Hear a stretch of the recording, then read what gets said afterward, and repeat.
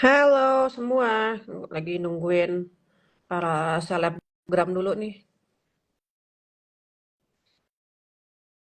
Maaf ya, agak-agak telat.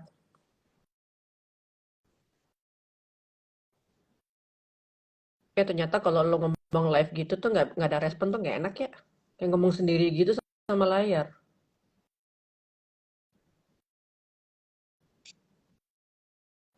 Kita tunggu ya, guys, girls, everybody.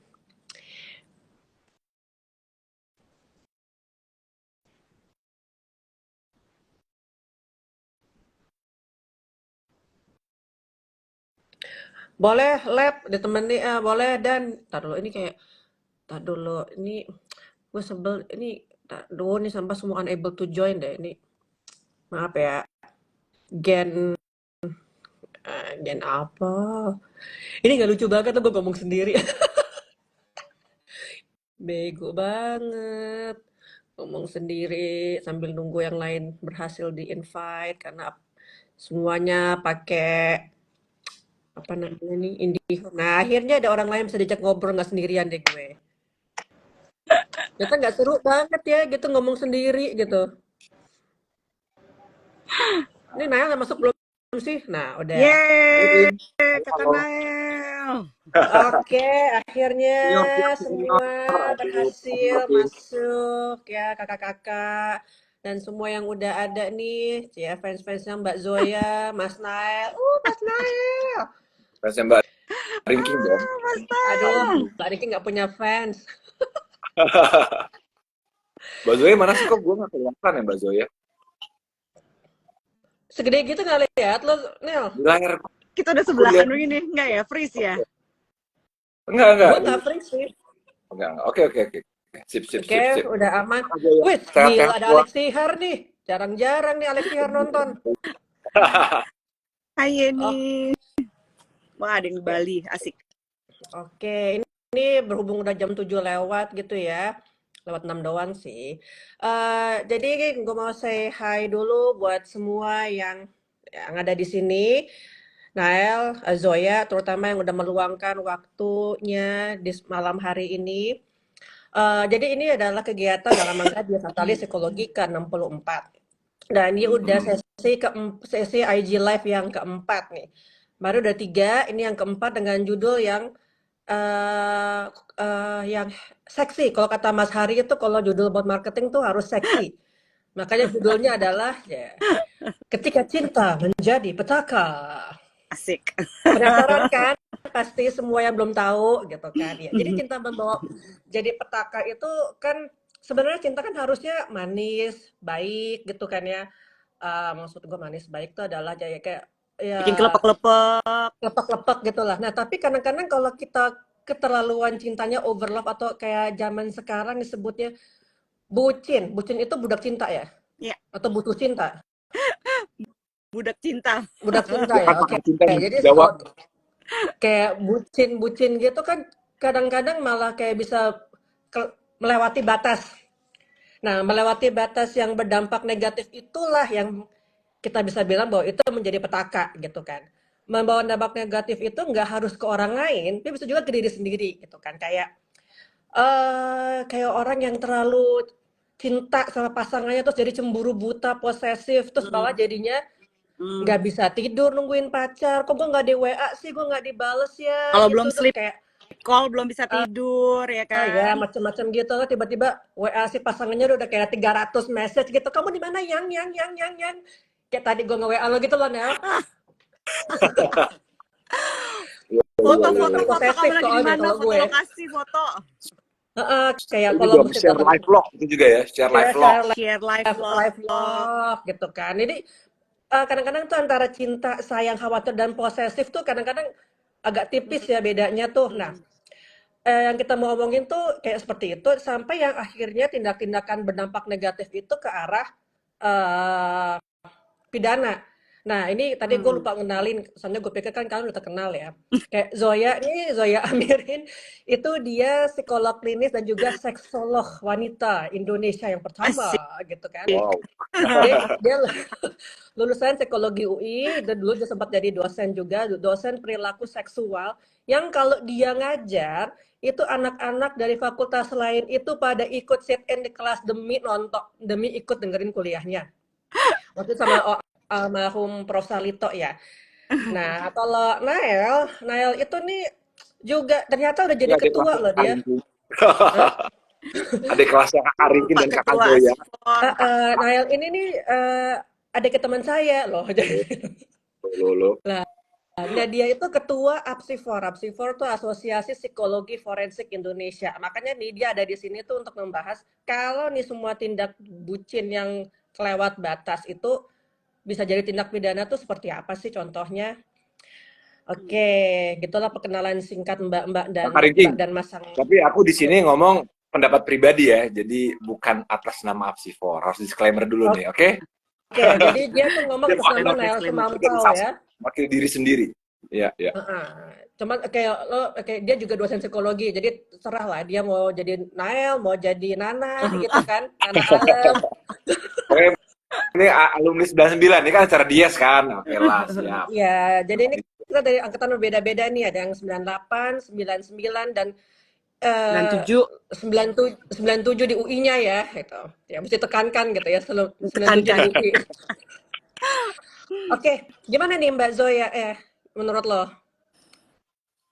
Oke, kayak kalau kayak gini mungkin apa sih namanya sedikit apa ya epilog kali ya gitu. Karena gini kayak orang dulu pernah nanya, kenapa sih kalau lagi ada kayak band-band apa sih boy band segala macam tuh cewek segitu banget histeris, sementara kalau lagi ada konser Metallica orang tuh nggak histeris yang gitu-gitu banget, maksudnya orang ngefans gitu tapi nggak sampai pingsan, kejepit pintu, terus dia gitu sampai histerisnya kalau perempuan itu sampai segitu amat gitu ya katanya.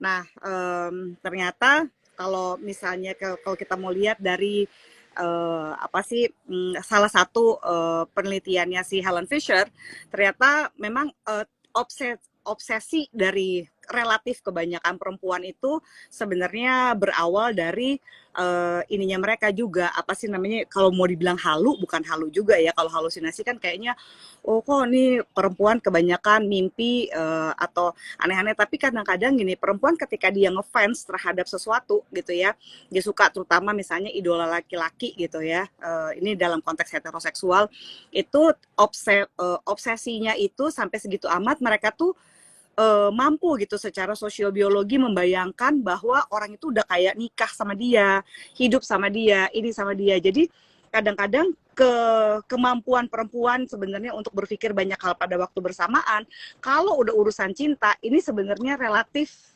tidak menguntungkan perempuan kalau perempuannya nggak paham. Ngerti nggak?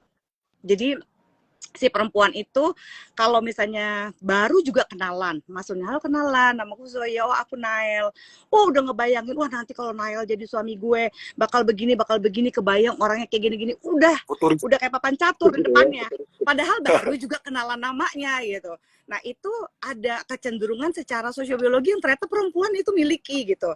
Jadi untuk menjadi obses emang cenderung relatif lebih mudah bagi perempuan untuk mengalami hal kayak gitu.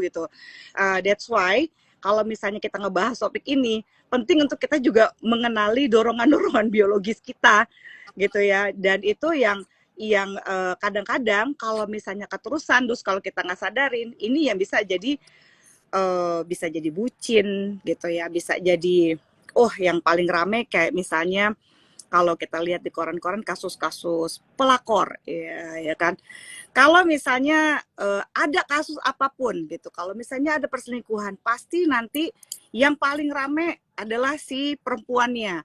Ya, si perempuan yang mencuri suami orang gitu, walaupun suami orang nggak bisa dicuri ya. Kecuali dianya memang mau diculik gitu. Terus ya gitu nanti, wah ini pasti si perempuannya begini, perempuannya begitu. Nah, obsesi kayak gitu kadang-kadang membuat perempuan dengan perempuan lain malah apa sih namanya ya, bentrok, ya ngamuk gitu ya. Padahal kesalahannya juga pada yang berselingkuh gitu misalnya gitu ya, pada si let's say si laki-lakinya gitu. Itu relatif di masyarakat itu juga nggak dilihat gitu. Itu kalau kalau pandangan gue. Kalau pandangan Nail gimana? Nah, jadi apa tadi yang pertanyaannya lupa tadi. Ini lu banyak banget pertanyaan sekaligus, Kak Ringking. Gue nanya lo apa kabar Pokoknya jadi hari ini, membahas Tentang gimana kabar intinya, lo? intinya menurutku, jadi kita membahas cinta dari dua perempuan obsesi. sisi gitu ya. Dari sisi gelapnya, tapi tentunya kita awali dari sisi yang positifnya dulu lah. Memang kemudian kalau apa istilahnya agak sedikit-sedikit berteori sedikit, pada dasarnya bicara tentang love atau cinta itu kan emosinya positif gitu ya. Ya. Emosinya positif, afeksinya juga bisa dikatakan muatannya, suasananya juga positif, umumnya tingkah laku positif, ya kan demikian gitu ya. Nah, tapi kemudian yang menarik adalah EPA sendiri mengatakan bahwa love itu sekarang jadi complex emotion, jadi emosi yang kompleks gitu ya. Kompleks itu mungkin kalau istilah kita sekarang bisa dibilang karena campur sari gitu ya. Kenapa? Karena memang benar seringkali kita temukan, misalnya kalau sebelumnya King, waktu Kak Ringking ngajak aku bicara ini, wah cukup happy karena kebanyakan kita kan psikolog-psikolog yang digomongin nih kayak benar nggak Kak Jo ya? Masalah psikologis, depresi gitu ya, pokoknya negatif-negatif. Jadi sekarang apalagi aku sebagai psikolog forensik tuh sering kali diminta untuk membahas mengenai kejahatan dan sebagainya. Sekarang membahas dari sisi yang positif kehidupan, cinta. Jadi lumayan excited gitu ya. Tadi kompleks emotion, campur sari, dan kita juga tahu bahwa ada memang dalam beberapa tadi yang Ricky bilang di awal, seringkali kita mendapatkan misalnya katakanlah kasus-kasus yang bisa dikatakan pidana nih, misalnya KDRT, atau kemudian kasus di mana kemudian seorang kekerasan dalam pacaran atau apapun. Seringkali ketika kita ngobrol nih sama yang melakukan gitu ya, yaitu tadi mereka kemudian ekspresi bahwa saya ini sebenarnya sayang sama dia gitu ya. Saya sayang sama dia, saya tuh aduh luar biasa memperlakukan dia seperti apalah gitu ya. Tapi kemudian lagi kadang-kadang ya. Faktanya gitu ya, faktanya dia itu kemudian melakukan kekerasan gitu ya. Istilahnya saya cuma dorong doang gitu ya. Bro, dorong doang tapi dia sampai berdarah-darah loh, bro, misalnya gitu ya. Karena itu ya, artinya saking ya dia cinta dan kemudian dia meyakini bahwa apa yang dilakukan itu atas nama cinta gitu lah kira-kira. Nah, jadi di sini betul sisi gelap cinta. Tapi itu sebenarnya bukan sesuatu yang mengagetkan juga, King. Kita kan belajar psikologi, kita tahu bahwa bicara cinta ini kan dasarnya attachment ya. Jadi artinya memang riset-riset psikologi menemukan bahwa mereka yang katakanlah ketika dewasa gitu ya punya kemudian ekspresi cintanya, ada sisi gelapnya dalam tanda petik itu, kemudian ternyata banyak dikontribusikan bagaimana pengalaman attachment ketika kecil. Nah, kalau kita ingat attachment ketika kecil, misalnya mulai dari bagaimana peranan dari figur-figur orang tua, figur orang dewasa di sekitar kita, itu juga kemudian kali mempengaruhi gitu ya. Itu yang kemudian hal yang penting membentuk bagaimana kemudian pola relasi kita ketika kita dewasa nih.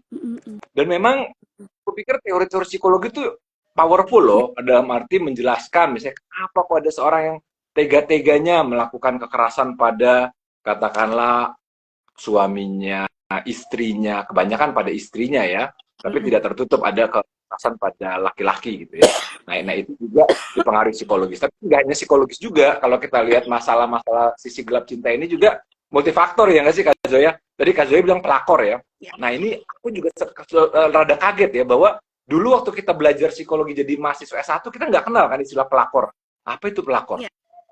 Tapi sekarang tuh ada loh, bahkan ada seorang mahasiswa, dia bilang dia ingin membuat skala untuk mendeteksi resiko seseorang menjadi pelakor gitu kan. Nah, ini menurut aku menarik Kak Zoya, tadi pelakor ya. Karena kenapa menarik? Lagi-lagi ini menurutku akibat juga dari data di faktor yang lebih sosial, konstruksi gender. Masyarakat punya standar. Kamu kalau jadi laki tuh kayak begini, kalau jadi perempuan tuh begini, kalau dalam pasangan sebagai suami itu begini, ya sebagai istri itu begini. Nah, itu juga mempengaruhi. Ada isu attachment dari masa kecil, isu sosialisasi gender kita. Nah, ketika kita kemudian dalam suatu relasi apapun itu gitu ya. Nah, ini kemudian faktor-faktor itu gue kayak terlalu ini ya. Nah, tapi benar. Ya? Gue setuju banget. Jadi kadang-kadang kita ya, orang itu mencintai dengan cara dia dicintai. ya kan? Kita tuh biasanya kenapa sih keluar obsesi itu? Sebenarnya mungkin bukan obsesi awalnya, niatnya bener-bener seperti yang Nail bilang ya, ketika menjalin relasi gitu, niatnya adalah ya gue sayang sama nih orang, ini cara gue mencintai. Nah kadang-kadang yang kita suka lupa, mencintai itu skill, ya kan? Loving someone is skill gitu ya. Jadi sebenarnya lu nggak bisa karena dengan atas nama cinta gitu ya, lu mencintai seseorang dengan cara lu gitu.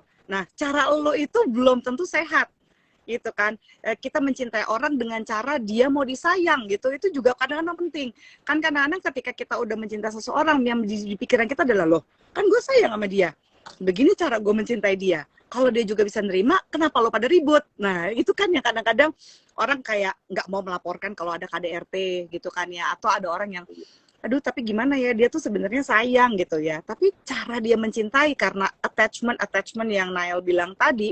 Kayak misalnya sesimpel gini deh, kalau ada anak kecil ya, dia berbuat salah, orang tuanya tuh ngomelnya sampai 5 menit misalnya, tapi ketika dia membuat prestasi, dia cuma dibilang ya harusnya gitu dong gitu, kenapa dia nggak dipuji 5 menit juga gitu misalnya.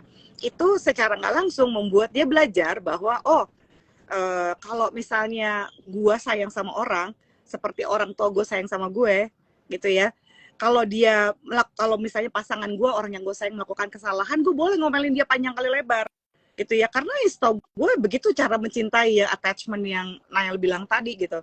Tapi kalau misalnya dia bikin sesuatu yang seharusnya memang dia bikin, atau dia doing something good, malah dalam psikologi kita harusnya kan memberikan penguatan pada perilaku-perilaku yang kita inginkan diulang lagi gitu. Tapi instead of yang kita lakukan malah ya nggak sadar tadi, attachment itu tadi. Dan sering kali bener banget yang Nail bilang, kalau misalnya lagi mendampingi kasus-kasus KDRT, kekerasan dalam pacaran dan sebagainya, yang orang dulu tuh masih suka nggak percaya, kayak aduh nggak, dia dulu tuh sebaik itu loh Mbak Zoya, kayak nggak mungkin banget deh, dia tuh cinta banget kok sama saya gitu ya, I still believe gitu ya, dia tuh sayang gitu.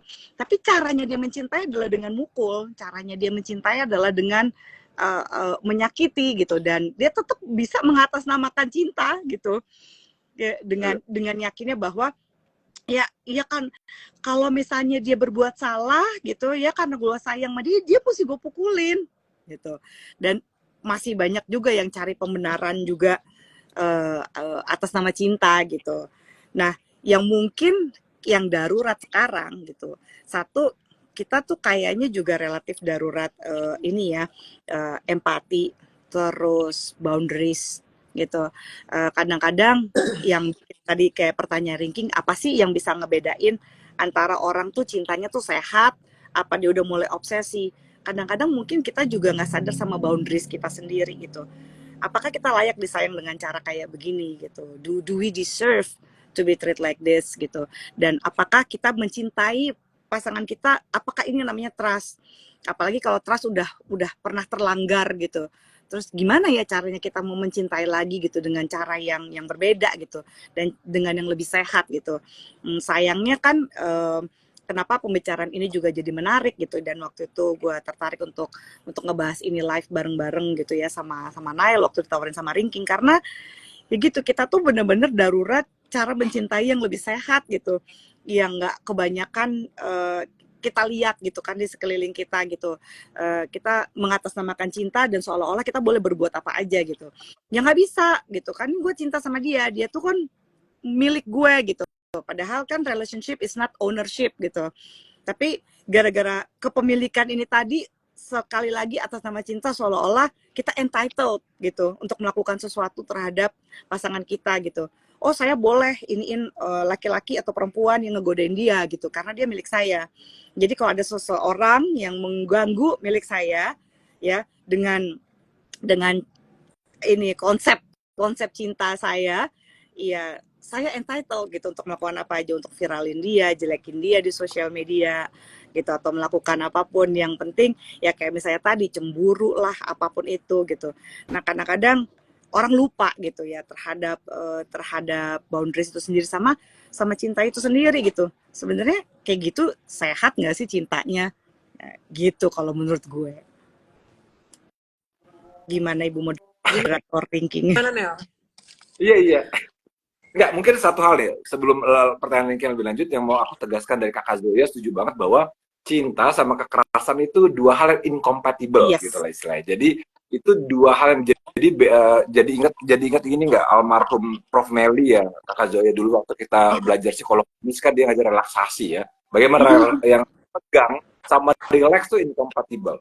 Jadi artinya, kemudian kalau tegang, kita nggak bisa relax. Nah, demikian juga kalau aku tekankan dalam hal love and violence gitu ya, apapun bentuknya, itu jadi istilahnya bentuk kekerasan itu bukan ekspresi cinta. Itulah kira-kira ya, tidak bisa diterima sebagai suatu yang namanya ekspresi cinta. Apalagi seringkali kan ya tadi ya kayak Kakak Zoya bilang ada anggapan bahwa misalnya kamu udah jadi pasanganku atau kemudian jadi partnerku, maka itu artinya misalnya sama pasangan dia itu propertinya dia misalnya. Nah, itu juga perlu banget perasaan ya. Atau kemudian ketika kita udah berdua berkomitmen, maka artinya dunia itu ya hanya kita berdua aja gitu loh. Kita harus saling memprioritaskan dan sebagainya.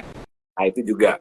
Kan sekarang ini ya Kak Zoe ada istilah relasi toksik gitu kan, relasi itu sehat tuh apa segala macam.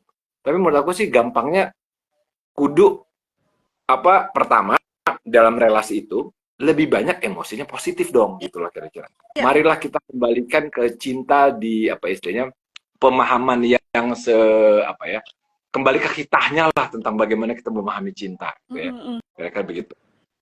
Bahwa memang betul sama kayak ini loh Kak Zoe, kayak kita ngajar anak kan bahwa kita tahu bahwa dari teori parenting gitu kan, bukan berarti cinta kita kasih anak mau apa aja kita kasih kebebasan, enggak. Tapi itu harus kombinasi antara ada yang namanya disiplin gitu ya. Artinya di sini kan kalau dalam relasi, kesepakatan bersama bagaimana, tapi juga ada hangatannya gitu kan. Harus ada yang refleksinya gitu lah kira-kira, dan juga ada ya, activity-nya gitu lah kira-kira kan. Gimana Kak Zoe? Iya. Gue jadi inget gara-gara lo ngomong kayak begitu gitu ya. Gue jadi inget orang pernah nanya gini ke gue. Menurut lo cinta itu harus berkorban apa enggak? Menurut gue enggak. Kenapa cinta mesti berkorban, men? Cinta itu diberikan, ya. Pertama, dia itu gratis, dia nggak perlu dibuktiin. Emangnya dia uang tunai mesti dibuktiin? Kan enggak, gitu. Terus kalau kita udah ngomong cinta dan pengorbanan, nggak bisa. Begitu lu cinta, lu melakukan sesuatu gitu ya out of love, bukan out of fear. Aduh, gue mau berhubungan seks sama pasangan gue, kalau enggak ntar dia sama yang lain. Gue mau jalan sama dia, perhatiin dia, ngurusin dia, kalau enggak dia sama yang lain. Itu kan out of fear, bukan out of love.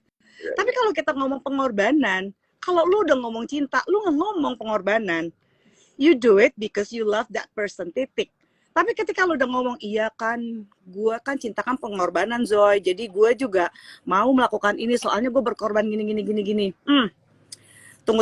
Kalau lu punya tiket Coldplay, korban apapun segala-galanya gitu Zoe. Nggak bisa lah menurut gue. Lu punya tiket Coldplay cuma satu gitu ya. Lu cinta banget nih sama pasangan lo. Terus siapa nih yang boleh pergi? Lu apa pasangan lo nih? Dua-duanya sama-sama ngefans sama Coldplay. Dan susah banget kan dapetinnya. Yaudah deh gue berkorbannya demi lo. Tapi ya gitu ya, bisa nggak lu berkorbannya yang jangan satu hari nanti? Waktu itu gue udah pernah kasih kan tiket Coldplay buat lo. Itu pengorbanan gue loh. Boleh nggak sekarang kali ini lo berkorban buat gue? Waduh. Buat gue gitu. Cinta itu nggak pengorbanan, men. Kalau lu udah ngomong cinta dan pengorbanan, lu udah cost and reward ngomongnya. Ya nggak sih?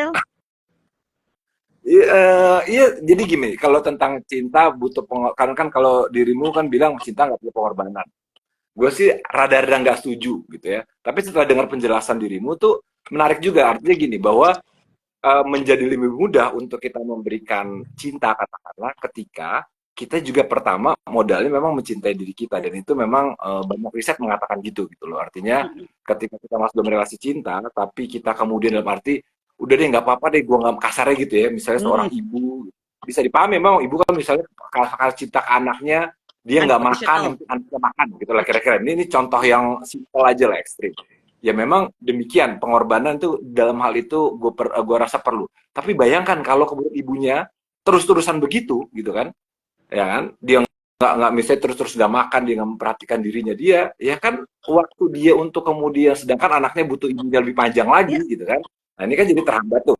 Jadi menurut gue memang betul bahwa fondasinya self love itu penting, true. sama yang kedua memang ya tadi ya kaitan attachment kan, pengalaman kita mendapatkan banyak pengalaman positif cinta membuat seseorang tuh lebih mudah untuk memberikan afeksi. Kalau itu sih aku setuju, dan memang kelihatannya Hmm. dari aktivitas dan pengalaman praktek kan gitu ya. Ya nggak? Iya. Hmm. Sama ini lagi kalau urusan cinta dan petaka tuh, satu yang juga kita mesti bahas tuh adalah tentang cemburu benarkah tanda cinta? Hmm, hmm, hmm, hmm. Ya, Bener banget tuh Zoe. ya, karena orang tuh kan sering bilang, nggak mungkin lah, gila lu nggak cemburu. Itu kan apa namanya, cemburu tanda cinta gini. Ya, itu paket, betul gitu ya. Tapi kalau mau dibilang cemburu tanda cinta kok kayaknya cinta nggak nggak se shallow itu deh gitu. Jadi kadang-kadang nih, ini cemburu nih susah-susah gampang ya menurut gue. Karena gini, kalau ada orang yang nanya kayak gitu, gue akan nanya balik dulu. Gue tanya, pernahkah lo melakukan hal yang membuat pasangan lo punya alasan untuk cemburu sama lo? Artinya kita ngaca dulu. Karena ini nggak bisa dipukul rata gitu kan. Kadang-kadang ada orang yang dia sayang sama pasangannya, tapi ya out of respect menurut gue gitu. Misalnya di depan pasangannya dia selalu muji-muji cewek lain di Instagram, di like-likein, terus dia gitu over banget ngomonginnya. Alah kan ini cuma di Instagram, gue nggak deketin beneran. Alah ini kan cuma di sini, ini cuma di sosial media, gue cuma komentar doang. Tapi it's very inconsiderate menurut gue gitu. Terus ya gitu kalau misalnya ceweknya gitu cemburu atau apa, ntar disewotin gitu, dibilang lu tuh lebay banget sih, ini orangnya aja nggak nyata, ketemu aja juga nggak pernah, ngapain lu cemburuin orang yang gue nggak pernah ketemu, ya inconsiderate gitu. Terus apa namanya, kayak cemburu kayak gini, cemburu tuh apa sih gitu kan, pasti lu ada rasa kayak aduh ini perhatiannya harusnya buat gue, tapi kok ini ada buat orang lain lagi gitu. Cemburu, gue merasa mungkin tersaingi oleh orang lain, by all means gitu ya, bukan berarti kita juga not necessarily gitu. Cemburu itu juga tanda bahwa lu rendah diri, lu ini itu segala macam. Kadang-kadang nggak bisa sesederhana itu gitu. Nah, tapi repotnya ketika dalam relasi, kalau orang tuh tidak memberikan, masing-masing tidak saling memberikan afirmasi, kemungkinan cemburu itu kan jadinya ada gitu. Tapi kalau misalnya lu udah memastikan nih ya, lu tidak melakukan hal-hal yang membuat misalnya pasangan lu tuh untuk cemburu sama lu gitu, lu tidak memberikan alasan-alasan itu gitu, dan lu juga cukup considerate gitu. Nah itu akan menjadi pertanyaan selanjutnya gitu ya, apa nih, apakah ada sejarah trauma sebelumnya? Oh sering selingkuhin sama pacar-pacar gue, jadi pacar yang sekarang belum selingkuh pun gue udah cemburu gitu misalnya. Or ada trust issue gitu ya yang terjadi dan sebagainya. Jadi nggak bisa dipukul rata ya kalau menurut gue. Kalau ada orang yang bertanya nih berhubungan dengan cinta dan petaka, ya mitos-mitos kayak ya cemburu kan tanda cinta. Iya, gue nggak bisa langsung iyain sih kalau menurut gue gitu. Kalau Nail gimana? Ya itu, bahwa kan ada yang namanya elemen hubungan yang sehat gitu kan. Salah satu wajar dong, misalnya katakanlah, kita paham juga, misalnya tiap orang kan ada backgroundnya. Katakanlah dia dibesarkan di keluarga yang sangat, yang bisa dia kan keluarga yang sangat dekat, erat, dan kira-kira demikian gitu ya. Terus dalam tubuh kembali pengalaman tiba-tiba kehilangan yang besar dan sebagainya. Dia sudah berhasil, dia menemukan misalnya pasangannya adalah katakanlah one and only yang bisa dia percaya, bisa begitu ya, kira-kira gitu ya. Kan relasi itu kompleks Kakak Zoe, ya kan, kita tahu bahwa beda-beda lah gitu ya. Tetapi itu bahwa kita tahu nih, gue punya kerentanan, ya gue punya isu, ya gue punya tema dalam hidup gue yang gue bawa dalam relasi ini. Pasanganku pun juga demikian, misalnya gitu kan. Gue juga.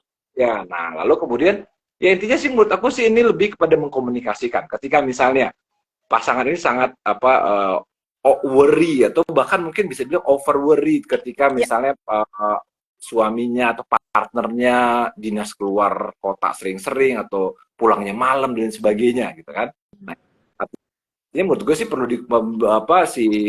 perlu mengkomunikasikan. Tadi juga Kak Zoe bilang empati. Gue setuju tuh bagaimana gue masih berempati juga gitu kan. Kita punya latar belakang. Dia juga punya latar belakang. Kita punya konteks kehidupan. Dia juga punya konteks kehidupan gitu kan. Gimana? Apa? Nah tadi kayak Kakak Zoe bilang bahwa tentang pengorbanan, mungkin dalam hal ini di situ Kakak Zoe kita perlu ada semacam katakanlah pengorbanan dalam arti mikir juga bahwa pasangan gue itu nggak sama story-nya Iya. sama hidup gue gitu, nggak sama konteks kehidupannya sama konteks kehidupan gue gitu kan, sehingga gimana nih cara kalibrasinya lah apalah gitu loh kira-kira. Yang penting dua-duanya kudu merasa bahwa di hubungan ini lebih banyaknya emosinya positif, lebih banyaknya bahwa gue bisa berkembang gitu kan.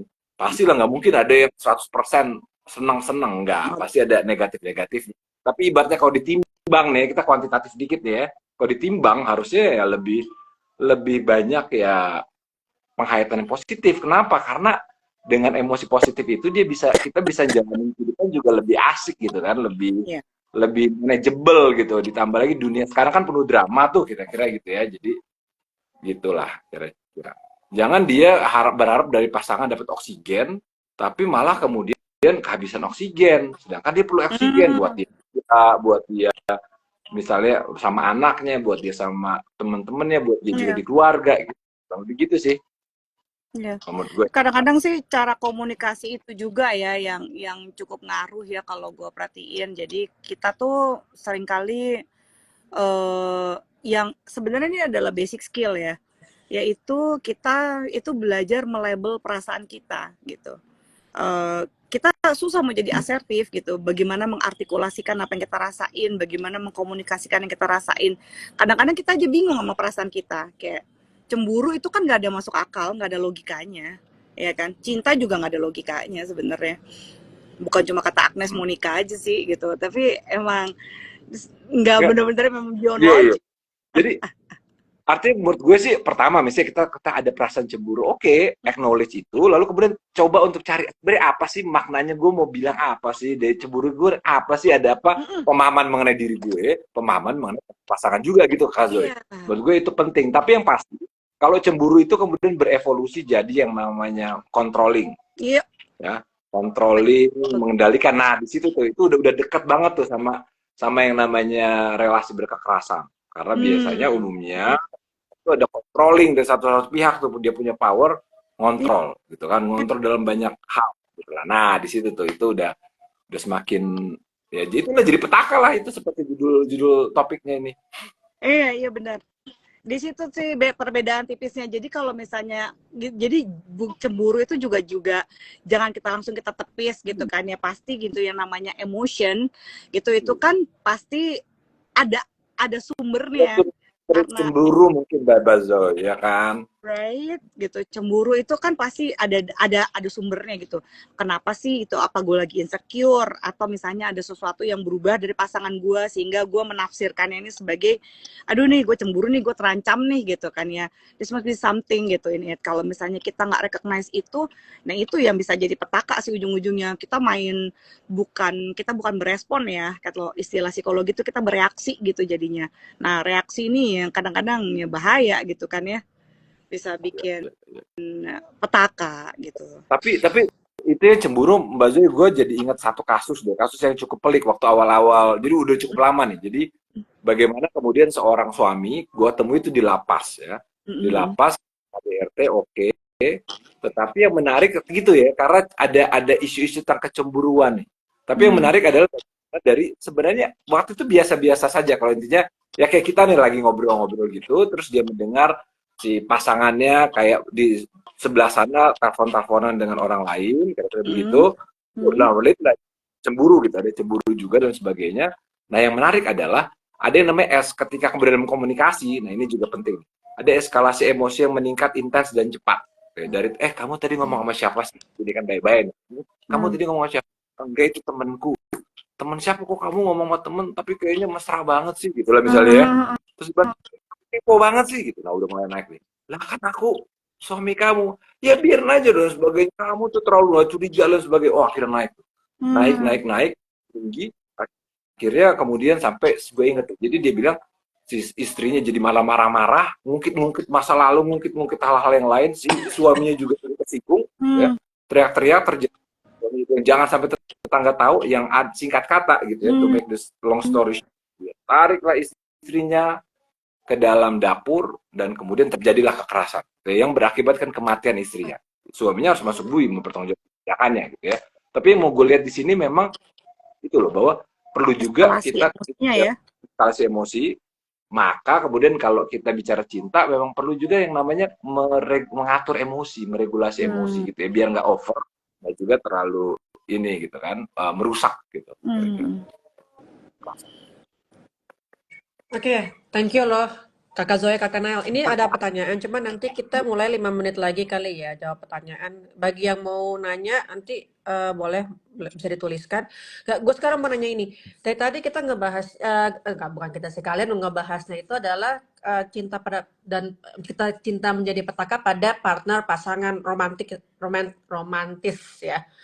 Nah, bisa nggak sih bahwa cinta jadi petaka itu ada hubungan kayak teman, atau keluarga kayak orang tua yang terlalu posesif pada anak atau sebaliknya itu pernah ada kejadian nggak? Kakak Zoe, Kakak Nael, Kakak. Ya maksudnya kayak bisa aja kan orang tuanya yang terlalu posesif sama anak, orang tuanya merasa bahwa anak itu berhutang budi atas keberhasilannya misalnya gitu kan. Itu dan kayak ya jadi ujung-ujungnya mirip NPD ya memang ya kalau kayak gitu ya. Tapi selain jika dia nggak memiliki diagnosa NPD, bisa nggak sih ada kejadian bahwa cinta yang berlebihan itu tidak hanya antara pasangan romantis gitu loh, teman posesif gitu kayak misalnya nih ada kejadian, gue mau bilang anak gue cuma banyak temen gue, jadi kita anggap aja anaknya si Mawar gitu ya. Anaknya si Mawar. Namanya sebut saja Mawar gitu kan ya. Itu kayak punya teman yang oke, pokoknya daging banget ya kayak lo harus ini kalau nggak lo nggak mau lo jadi bukan teman gue itu kan like bentuk kecil dari gue nggak tahu ya posesif cinta kesenangan teman atau apa ya gue nggak terlalu paham tapi bisa nggak bahwa itu tidak hanya terjadi pada pasangan romantis gitu loh sebenarnya pertanyaan gue tuh itu gimana Zoe? Kalau gue nggak tahu kalau Nail nemuin gimana. Kalau yang gue temuin kalau selain kalau pasangan romantis itu lebih apa ya, mungkin lebih obvious kali ya gitu ya, karena lebih biasa. Kalau yang relatif banyak gue temui kalau di pasangan yang non romantis gitu tuh itu lebih pada pasif agresif sih gitu ya. Jadi dia lebih manipulatif gitu caranya, nggak se-obvious pasangan-pasangan yang pasangan romantis gitu ya, maksudnya cinta yang menjadi petakanya. Jadi kayak misalnya dia akan manipulasi kecil-kecilan, kayak tahun berapa ya waktu itu kalau nggak salah Prof. Sarlito masih hidup, tapi gue mau bilang cinta juga nggak bisa ya. Jadi nih si ibu nih pertama memang mereka bener-bener miskin banget gitu ya, punya kebutuhan, terus akhirnya anaknya yang masih SMP umur 14 tahun pada waktu itu ya, dari 13 menuju 14 tuh dijual lah sama ibunya gitu ya, katanya aduh gimana kita udah nggak bisa ini lagi, jadi cuma kamu lah yang disuruh kerja lah, pokoknya jadi pekerja seks gitu. Ini anak nggak tahan, setahun pertama masih bener-bener urusannya beras, literally urusan bener-bener need to put food on the table gitu, dan dia udah nggak tahu nggak punya keahlian apa-apa lagi. Terus ya gitu kan anaknya lumayan dibayar besar, akhirnya minta lagi TV dan segala macam, sampai akhirnya anaknya nggak tahan, dilaporin lah gitu ya ibunya gitu. Nah itu pembelajaran berat gitu, empati yang ketika waktu lagi mau nangkepnya kan susah sekali gitu, karena si anaknya bilang ya saya yakin sih ibu saya tuh masih sayang sama saya gitu. Nah sementara kan kita tahu gitu ya itu nggak bisa tuh, pelanggaran hak anak lah segala macam, nah undang-undangnya gitu ya. Tapi ibunya tuh bener-bener selalu memanipulasi si anak dengan nama cinta gitu. Tapi kalau udah kayak gitu, gue tidak bisa melihat sih kalau ibunya itu bener-bener mencintai secara posesif. Kalau yang secara posesif yang sebenarnya nggak bener-bener jadi petaka, bukan nggak jadi petaka gimana. Paling misalnya kalau lu mau ngelihat kawinan, ya kalau lagi dalam pernikahan ada orang tua sebenarnya segitu cinta sama anaknya sehingga nggak ada laki-laki ataupun perempuan yang cukup layak untuk menikahi anaknya. Itu pas lagi mau kawinan tuh biasanya suka drama tuh. Nah kalau nanganinnya kayak gitu-gitu, ini tuh buat gue tuh cinta jadi petaka. Ntar si ibunya yang kayak, aduh nah kamu jangan sampai diperlakukan kayak begini, kamu udah begitu. Kalau lagi kawinan salah sedikit langsung disalahin si pasangannya, si perempuannya atau si laki-lakinya. Kalau yang gue lihat gitu ya, dramanya itu kayak gitu. Kalau sampai jadi selain yang kisah yang pertama tadi sih belum kepikiran sama gue. Ya, Kalau dari lu ada rekomendasinya ya. Jadi gini, kalau aku sih kurang lebih nangkap dari tadi Kak Zoya kan intinya ya tadi mari kita kembalikan cinta tuh ke kitanya gitu ya. Cinta tuh ada positif, berarti ada isinya afeksi yang positif kepada orang yang kita cintai gitu ya. Ada kelembutannya, ada kehangatannya, kita sensitif dalam berespons terhadap mungkin kebutuhannya dia gitu. Ada pengabdian, ada devotion, ada pokoknya pengalaman sesuatu yang positif gitu ya. Nah, namun ada, kalau gue bertanya ke Kak Ricky, bisa nggak sih cinta kemudian jadi petaka gitu ya? Tapi dalam konteks bukan relasi intimate gitu ya antara pasangan gitu ya, tapi lebih kepada misalnya tadi Kak Ricky kayak ibu anak atau kemudian orang tua ke anak atau anak orang tua. Gue akan cenderung jawab iya bisa, karena memang ada beberapa contoh-contoh misalnya gini. Waktu zaman pandemi itu kasus kekerasan terhadap lansia meningkat, King, dibanding sebelumnya. Ya laporan-laporan kasus kekerasan terhadap lansia meningkat. Dulu tuh kita ini juga di internasional ya, termasuk Indonesia. Dulu tuh kita kan bahas kekerasan terhadap anak, kekerasan terhadap perempuan. Tapi karena pandemi isu kekerasan terhadap lansia meningkat. Nah, ternyata pada beberapa kasus tuh ada tadi gitu ya. Jadi kalau dibilang misalnya anaknya, keluarganya itu saking mungkin sangat perhatian sama si orang tuanya si lansia itu gitu ya. Kalau ditanya alasannya ya kita peduli jangan sampai dia begini-begini dan sebagainya, tapi kemudian respons ketika misalnya kita lihat loh kok ini orang tuanya malah begini, apa yang terjadi, kita malah kemudian reaksinya berlebihan atas nama kepedulian, malah berakibat ya tadi luka juga orang tua kita gitu kan, artinya tersakiti juga gitu. Itu ada. Lalu yang kedua juga orang tua ke anak, King. Jadi kasus orang tua jadi beberapa kasus misalnya katakanlah secara umum ya, kematian anak di tangan orang tuanya itu ada. Kadang-kala kita berpikir wah ini orang tua gila nih yang kemudian menyebabkan kemudian kematian anaknya secara langsung gitu ya. Kita pakai istilah filicide, bukan pembunuhan. Nah, salah satu motifnya ada yang kemudian bisa dikatakan dasarnya cinta. Itu kan kayak tadi yang nggak masuk akal gitu kan. Ada kasus di Jakarta bunuh diri keluarga itu ya, Nail ya. Ya, artinya ada di beberapa tahun yang lalu. Gue kasus yang hangat belum bisa bicara. Tapi maksudnya itu udah lama ya. Itu karena ibunya kasihan, jadi anaknya pulang ke rumah, dia bilang, Bu, saya dibully sama teman-teman. Gara-gara anak ini waktu itu habis ada suatu katakanlah pengalaman baru habis disunat gitu ya. Itu udah lama banget. Dia pulang dibully sama teman-temannya. Singkat kata, singkat cerita, jadi ibunya itu merasa sangat prihatin, kasihan sama anaknya ini karena dibully, lalu kemudian dia juga mau ke sekolah, sehingga kemudian sampai satu titik intinya adalah ya udah, aduh nak, daripada kamu hidup menderita di dunia ini, gitu lah kira-kira ya, udah di sana saja. Setelah ini mungkin kamu lebih hebat, gitu. Nah, ibu ini dia datang sendiri kantor polisi waktu itu, Jakarta nih, dia datang sendiri kantor polisi, dia melaporkan sendiri bahwa saya melakukan ini kepada anak saya dan sebagainya. Lalu aku waktu itu sama Gus De tuh, Mas Gus De, polisi kita tuh, kita wawancara. Dan dia menyatakan betapa dia cinta, dan menurut gue bener loh, dan arti ibu ini cinta gitu sama si anaknya. Karena ibu itu dikatakan suaminya sering kali kerja di luar, jarang pulang. Jadi dia hanya berdua sama anak-anaknya saja, dan dia mendedikasikan, memberikan hidupnya sepenuhnya hanya buat anaknya. Ibunya nggak ikut kegiatan lain, pokoknya sama anaknya. Dia dapat fakta bahwa anaknya nggak happy, anaknya dibully, anaknya, wah itu besar banget buat dia. Break her heart. Ya kan gitu ya. Memang kasus yang namanya tadi kematian anak di tangan orang tuanya, ya tadi seringkali karena misalnya over disiplin. Gua didik kamu jadi tentara, misalnya jadi apalah, jadi pokoknya jadi cowok atau jadi apa, misalnya katakanlah dia mau jadi seorang balerina atau apapun lah gitu ya. Tapi kemudian satu titik, ya kan, itu kan bisa dibilang rasionalisasi orang tuanya kan ini buat kebaikan dia, gitu kan. Seringkali kan gitu ya, buat kebaikan dia. Tapi akibatnya ya itu kecelakaan, bahkan misalnya sampai kematian anak, itu kan juga sesuatu bisa dikatakan itu tidak pidana. Iya.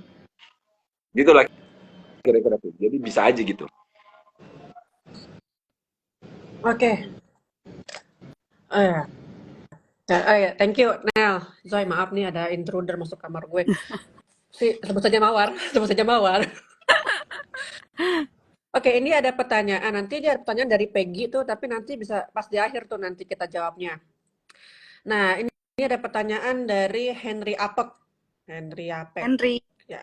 hai. Temannya Zoya kayaknya nih. Nah, pertanyaannya gini nih, bagaimana kita tahu yang kita berikan itu adalah sebatas wajar atau malah love bombing? Ya, yang dimaksud yang diberikan ini maksudnya termasuk dalam perilaku dan kebiasaan kita dalam mengekspresikan cinta.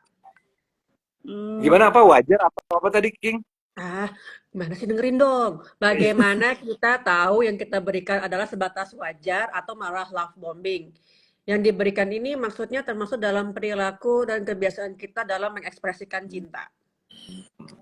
Oh. Gue dulu jawab atau Nail?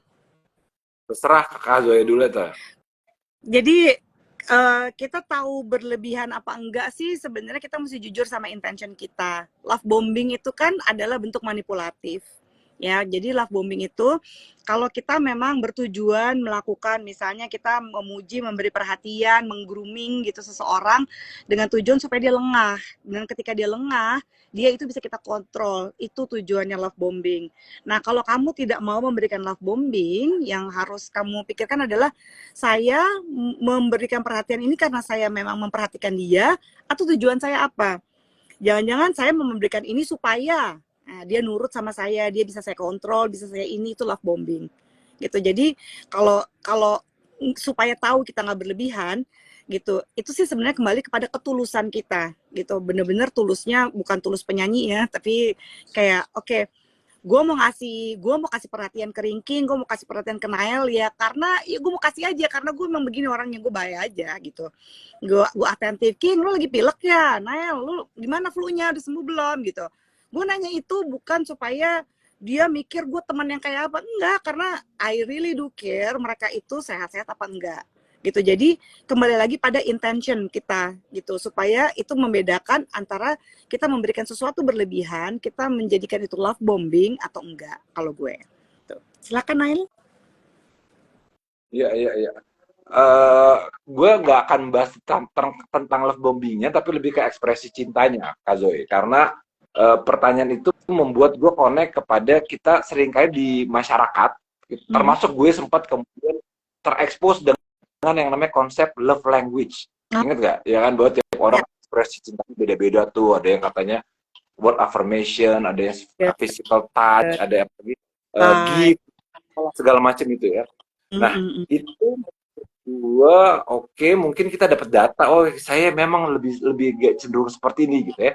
Tetapi ketika misalnya dalam relationship itu juga jadi bahaya loh. Kalau kita bilang ini memang love language gue seperti ini gitu loh kira-kira. Paham gak maksud? Jadi maksudku tuh lebih kepada seolah-olah ya gue emang begini. Jadi ya lo terima apa enggak ya kalau mau sama aku ya gue seperti ini enggak. Gue dalam relationship love language itu semuanya harus ada. Bahkan sebenarnya love language itu pseudoscience kan gitu ya. Tapi oke lah buat gue untuk memahami tentang diri kita ya boleh-boleh aja. Tetapi itu tidak kemudian digunakan untuk kemudian kita tadi ya love language saya ini, love language kamu itu, maka ya kamu tahu kan saya lagi ulang tahun nih, saya lagi mau happy nih, oh ya tunjukkan love language-nya atau sebaliknya gitu ya. Ekspresi kita memang harus berbagai macam. Yang pasti adalah tadi ada ketulusan dari kita ketika kita mengekspresikannya. Dan kita juga tadi kan dalam relationship kan perlu ada empati tuh, tadi Kakak Zoya bilang empati. Kita juga harus kenal, oke, emosi kita nih apa, emosi dia apa gitu kan. Jadi istilah hukum sedikit Kakak Zoya, kita memang harus terang benderang dalam suatu hubungan. Kalau terang benderang itu jadi lebih enak gitu lah. Mm-mm. Jangan kemudian tadi ada hidden agenda atau ada Iya. apa dan sebagainya, itu jadi lebih apa ya, lebih natural ya kan, itu terjadi dan impactnya ke dia. Meskipun mungkin kita udah kasih sesuatu, dia kemudian impactnya tidak seperti harapan kita, oke, lagi-lagi balik lagi nih empati gitu Mm-mm. ya. Kalau enggak ribut kan gitu ya. Gue udah kayak dokter cinta nih, kurang lebih begitulah kalau saya pendapat gue ya. Emang tujuannya bikin lo jadi dokter cinta sih malam ini, kata Ringking. Yo, Oke, thank you, Zoe. Nah, ini udah mau jam 8 juga, jadi ini ada satu pertanyaan memang yang sebenarnya bisa conclude, merekap semua percakapan kita hari ini kan. Malam ini sih, bukan malam ini aja, nggak seharian soalnya. Nah, apa sih yang harus dilakukan sebelum cinta itu, Pak? Sebelum cinta itu jadi petaka. Jadi sebelum sampai jadi petaka itu kita harus ngapain? Ya, sebelum jadi benar. Kalau gue tuh jawabannya tuh seperti jawabannya Nail tadi, regulasi emosi sih sebenarnya. Akhirnya kita kembali lagi kepada assertiveness gitu. Kita kembali lagi kepada bagaimana kita mengenali kenapa kita merasakan apa yang kita rasakan, memberikan label pada perasaan kita, be honest to ourselves gitu. Kayak misalnya gini, kita bikin simple sih gitu hidup ini gitu. Jadi kayak ya gimana ya, kita kan nggak bisa memilih sama siapa kapan kita jatuh cinta. Kita juga nggak bisa milih, gue sebel banget sama orang ini gue ini banget, nggak mungkin gitu. Kita nggak bisa mencet tombol dan kita berharap gitu, we will feel the certain thing gitu. Wah, gue mau merasakan ini. Atau ketika gue menyatakan cinta gue gitu ya, gue menyatakan cinta gue kepada Ringking, kepada Nael, dia juga harus merasakan hal yang sama sama gue. Nah, itu gitu di situ konsepnya. Kita juga mesti ingat bahwa setiap orang gitu juga berhak terhadap apa yang mereka rasakan gitu. Dan kalau misalnya menyatakan cinta dan itu ternyata cuma sepihak, nggak ada orang yang mati juga gara-gara itu gitu ya. Jadi please, ya paling malu ya kan kalau cinta ditolak gitu ya, paling thanksin gitu. Terus aduh gimana ya, jadi kayak berasa gimana banget, ya udah nggak apa-apa. Tapi setidak-tidaknya kamu tahu gitu, kamu bisa move on gitu. Kalau kamu kesel sama orang, kamu bisa menyatakan gitu. Kenapa juga kalau kamu cinta sama orang, kamu nggak bilang. Worst case scenario apa sih gitu, hal terburuk yang akan terjadi gitu.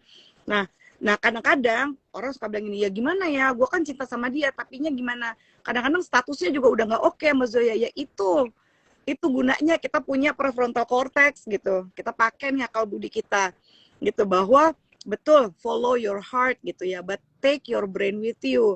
Bahwa emang gak selamanya gampang, percayalah. Kalau enggak kita juga, gue gak akan berobat jalan sampai S2 ya kan gitu. Bahwa itu emang complicated gitu. That's why kenapa topik ini menarik, karena kita juga punya pergumulan masing-masing gitu untuk memperjuangkan. Kita tahu what make us tick, apa sih yang menjadi ini kita, apa yang bakal bikin kita lebih mudah bisa berespon dengan lebih baik gitu ya sebenarnya. Karena perasaan itu kan datangnya juga bisa kapan aja. Yang paling menentukan kita manusia baik apa enggak kan cara kita berespon. Kita pasti akan bikin kesalahan, I bet you gitu ya. Yang penting adalah bagaimana kita memperbaiki kesalahannya gitu in the next future gitu. Jangan sampai kita juga jatuh di kesalahan yang sama berkali-kali gitu. Dan we need to learn about ourselves gitu. Sebenarnya gue sukanya kayak apa sih gitu. Apa sih yang gue mau. Jadi sebelum menjadi petaka gitu, pertama please recognize our feelings. Kasih label, minimal kasih label aja dulu deh kepada perasaan kamu. Oh, gue ngerasa kayak begini gitu, dan itu yang diungkapkan gitu. Kalau dari gue. Kakak Nael? Ya udah semua tuh, udah lengkap banget. Udah gaji buta gitu dong, jawab. Kata kunci gue pertama self care. Ya, we need to take care of ourselves, karena itu kan yang kita bawa gitu ya, kita bawa dalam hubungan itu adalah diri kita gitu ya. Jadi perhatikan kondisi kesehatan mental kita. Sama seperti kalau self care itu kan kayak analogi, kalau dalam tekanan udara dalam kabin menurun, kenakan dulu masker di diri kita sebelum bantu orang lain. Itu yang pertama. Jadi dan juga kalau bicara self care, karena gini, kadang-kadang ada konsep yang salah kalau seorang pasangan berpikir bahwa aku nih jadi bahagia atau enggak tuh harusnya karena kamu gitu lah kira-kira. Nah, itu tanggung jawab pribadi kita ya. Jadi tanggung jawab pribadi kita untuk kemudian buat kita jadi kondisi kesehatan mental health yang positif, karena dengan demikian kita dalam relationship kita jadi bisa lebih, katakanlah apa ya, lebih adaptif, kemudian bisa konstruktif menghadapi masalah, kurang lebih begitu. Dan juga yang ketiga, jangan sungkan-sungkan mengakses bantuan, akses resource gitu ya. Ya, betul. Artinya kenali resource di diri kita juga, tapi ketika kemudian kita merasa sudah sangat sulit, ya akses, hubungi, jangan ragu lah untuk minta tolong ke teman dekat atau meminta bantuan kepada siapapun gitu ya. Karena tadi bahwa dalam relationship kan kita nggak sendiri, minimal ada pasangan kita atau kalau dengan keluarga ada anak kita gitu.